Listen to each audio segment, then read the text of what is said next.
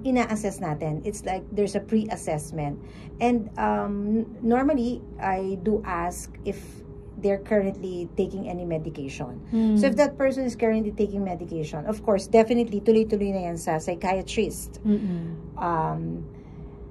And why do still they go to a life coach? Magkaganon. Pwede mong tanong mo yan.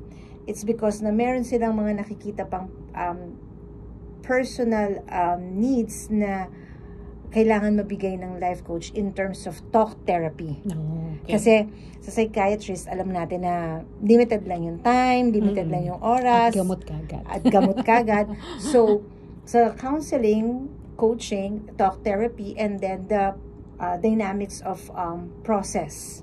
So, may mga work-around process. So, may mga activities na gagawin para ma-process mo kung ano yung mga situation.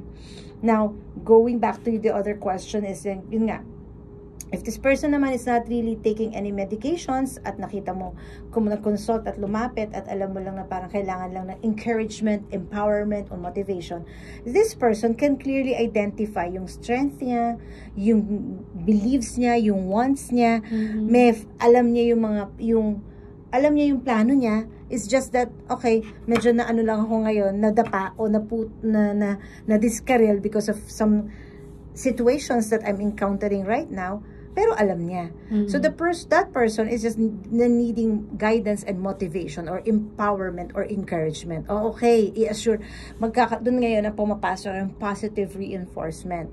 I-reinforce lang natin yung tao na, okay, you failed at this part, why do you think that happened? Bakit? Ano yung pwede mong gawin? Ano yung susunod na steps? And ano pa yung mga nakikita mong potentials mo para mag-flourish ka pa. So dun papasok yung positive reinforcement. Pero kailangan talaga ng tao na may personal na life coach. Hindi pwede na parang attend lang siya ng seminar, yung pang general public. Well, may iba kasi talaga na it depende sa need mo eh. As I'm always saying nga a lot of people will come to me, Coach Ellen, may re-refer ako sa'yo, kailangan nito, ganyan. Pero yung intentionality ng tao kasi it has to be your sincerity na you want to have a life coach to guide and support you, diba? It is not us who will help you go to that direction, but we will guide you kasi we don't want to cripple the person. We want you to be able in doing it, and how and why with the guidance that we will provide you. And then yung sabi mo nga na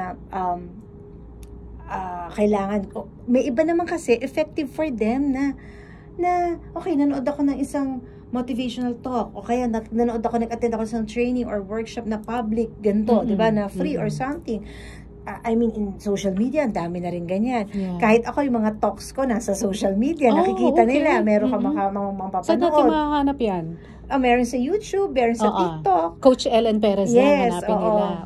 Yung mga ibang guestings ko, makikita rin. Yung mga ibang company na nagpo-provide ng mga talk, nag-YouTube din nila. So, makikita rin ako.